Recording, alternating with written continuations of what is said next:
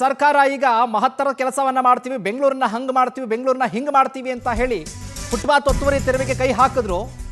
ಈಗ ಅಧಿಕಾರಿಗಳ ಮೇಲೆ ಹಲ್ಲೆ ನಡೆಸಿದವರನ್ನ ಬಂಧಿಸ್ತೇವೆ ಮಾಧ್ಯಮ ಪ್ರಕಟಣೆಯನ್ನ ಹೊರಡಿಸಿದ್ದಾರೆ ಸಚಿವ ಕೃಷ್ಣ ಭೈರೇಗೌಡರು. ಅಧಿಕಾರಿಗಳ ಮೇಲೆ ಹಲ್ಲೆ ನಡೆಸಿದವರನ್ನ ಬಂಧಿಸ್ತೇವೆ. ಇನ್ನೇನು ಮಾಡೋದಕ್ಕೆ ಸಾಧ್ಯ ನಿಮ್ಮ ಕೈಲಿ? ಜಿಬಿ ಅಧಿಕಾರಿಗಳ ಮೇಲಿನ ಹಲ್ಲೆಯನ್ನ ಖಂಡಿಸ್ತೇನೆ.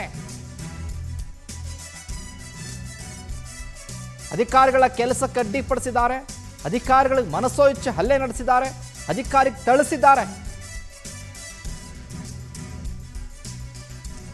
ನಿಮ್ಮ ಪೊಲೀಸ್ ಇಲಾಖೆ ಅಲ್ಲೇ ಜೊತೆಗೆ ಇದೆ, ಅಧಿಕಾರಿಗಳಿದ್ದಾರೆ, ಎಲ್ಲರೂ ಇದ್ದಾರೆ. ಆದರೂ ಯಾರು ಏನು ಮಾಡಿಲ್ಲ.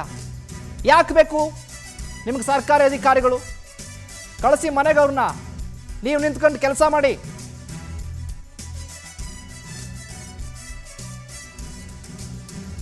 ನಗರಾಭಿವೃದ್ಧಿ ಸಚಿವರಾಗಿರುವಂಥ ಕೃಷ್ಣ ಭೈರೇಗೌಡರು ಮಾಧ್ಯಮ ಪ್ರಕಟಣೆ ಹೊರಡಿಸಿದ್ದಾರೆ. ನಾನು ಖಂಡಿಸ್ತೀನಿ, ಇದನ್ನ ಅವ್ರ ಮೇಲೆ ಆಕ್ಷನ್ ತೆಗೆದುಕೊಳ್ತೀವಿ, ಕ್ರಮ ತೆಗೆದುಕೊಳ್ತೀವಿ ನಾವು. ಇದು ಸಮಾಜಘಾತುಕ ಕೆಲಸ. ಇದು ಜಿಬಿಎ ಹಾಗೆ ಪೊಲೀಸರ ಜೊತೆ ನಿರಂತರ ಸಂಪರ್ಕದಲ್ಲಿ ನಾನು ಇದ್ದೀನಿ.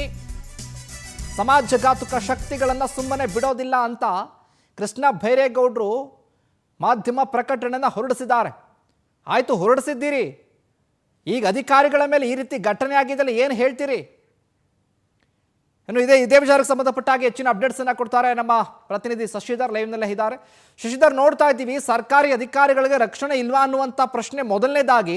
ಇದರ ಜೊತೆಗೆ ಶಿವಾಜಿನಗರದಲ್ಲಿ ಇಂಥ ಘಟನೆಗಳು ಯಾಕೆ ಆಗ್ತಾವೆ, ಯಾಕೆ ಮರುಕಳಿಸ್ತಾವೆ ಅನ್ನೋದು ಎರಡನೇ ಪ್ರಶ್ನೆ. ಇನ್ನೊಂದೇನಪ್ಪ ಅಂತ ಅಂದರೆ ಬೆಂಗಳೂರಿನಲ್ಲಿ ಶಿವಾಜಿನಗರ ಇದೆಯಾ, ಶಿವಾಜಿನಗರದಲ್ಲಿ ಬೆಂಗಳೂರು ಇದೆಯಾ ಅನ್ನುವಂಥ ಮೂರನೇ ಪ್ರಶ್ನೆ. ಏನು ಕೊಡ್ತೀರಿ ವಿಚಾರಕ್ಕೆ ಅಪ್ಡೇಟ್ಸು? ಶಿವು, ಈ ಒಂದು ಘಟನೆ ನಡೆದಂತ ಸಂದರ್ಭದಲ್ಲಿ ಈ ದೃಶ್ಯಾವಳಿಗಳನ್ನ ನೋಡಿದಾಗ ಗೊತ್ತಾಗುತ್ತೆ. ಯಾಕಂದ್ರೆ ನಾವು ಕೂಡ ಇವ್ರನ್ನೆಲ್ಲರೂ ಕೂಡ ಗಮನಿಸಿದ್ದೇವೆ. ಇಲ್ಲಿದ್ದಂತ ದೃಶ್ಯಾವಳಿಗಳಲ್ಲಿ ಅಲ್ಲೇ ಮಾಡಿದಂತವ್ರು ಕೂಡ ಬೀದಿ ಬದಿ ವ್ಯಾಪಾರಿಗಳಲ್ಲ. ಇದಕ್ಕೆ ಕಾರಣ ಏನಂತಂದ್ರೆ, ಬೀದಿ ಬದಿ ವ್ಯಾಪಾರಿ ಆಗಿದ್ದಂತಂದ್ರೆ ಅವತ್ತೂರಿ ತೆರವು ಮಾಡ್ತಿದ್ದ ಬಂದಂತಾಗ ಅವರು ಹೊಟ್ಟೆಪಾಡಿಗಾಗಿ ವ್ಯಾಪಾರವನ್ನು ಮಾಡ್ತಾರೆ. ಅವರಿದ್ದಂತ ಅಂಗಡಿ ಮುಗ್ಗಟ್ಟಿನ ಸಾಮಾನುಗಳೇನಿತ್ತು ಅದನ್ನ ತೆಗೆದುಕೊಂಡು ಹೋಗುವಂತ ಕೆಲಸಕ್ಕೆ ಮಾತ್ರ ಅವರು ಮಾಡ್ತಾರೆ. ಒಂದು ವೇಳೆ ಆಕ್ರೋಶ ವ್ಯಕ್ತಪಡಿಸಿದ್ರೆ ಕಣ್ಣೀರ್ ಹಾಕ್ತಾರೆ. ಆದ್ರೆ ಅಲ್ಲೇ ಮಾಡ್ತಾರೆ ಅಂತಂದ್ರೆ ಅಷ್ಟು ಅಂತ ಬೀದಿ ಬದಿ ಬೆಂಗಳೂರಿನಲ್ಲಿ ಇಲ್ಲ ಅಂತ ಸ್ಪಷ್ಟವಾಗಿರ್ಬೋದು. ಮತ್ತೊಂದು, ಇದರಲ್ಲಿ ಇರುವಂತವರು ಕೆಲವೊಂದಷ್ಟು ಅದೇ ರೀತಿ ಕೆಲವೊಂದಷ್ಟು ಹೋರಾಟಗಾರರ ಜೊತೆ ಇರುವಂತವರು ಘಟನೆ ಅಂತ ಹೇಳ್ಬಿಟ್ಟು ಸ್ಪಷ್ಟವಾಗಿ ಸಂಘಟನೆ ಯಾಕೆ ಈ ಒಂದು ಘಟನೆಯಲ್ಲಿ ಯಾಕೆ ಆದ್ರು ಅನ್ನೋದ್ರ ಬಗ್ಗೆ ಕೂಡ ಪೊಲೀಸ್ ಅಂತಂದ್ರೆ ಈ ಒಂದು ಯಾರು ಕೂಡ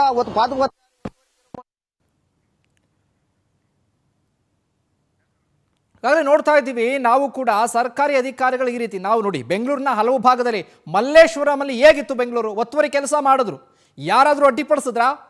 ಇಡೀ ಮಾರ್ಕೆಟನ್ನು ಎಲ್ಲ ರೀತಿಯಲ್ಲೂ ಕೂಡ ಒತ್ತುವರಿ ಮಾಡಿಸಿದ್ದೀರಾ. ಪ್ರತಿದಿನ ಅನ್ನ ತಿನ್ಕೊಂಡು ಜೀವನ ಮಾಡ್ಕೊಂಡು ಕಷ್ಟಪಟ್ಟು ದುಡಿತಾ ಇದ್ದವರು ಕೂಡ ಸೈಲೆಂಟ್ ಆಗಿದ್ದಾರೆ.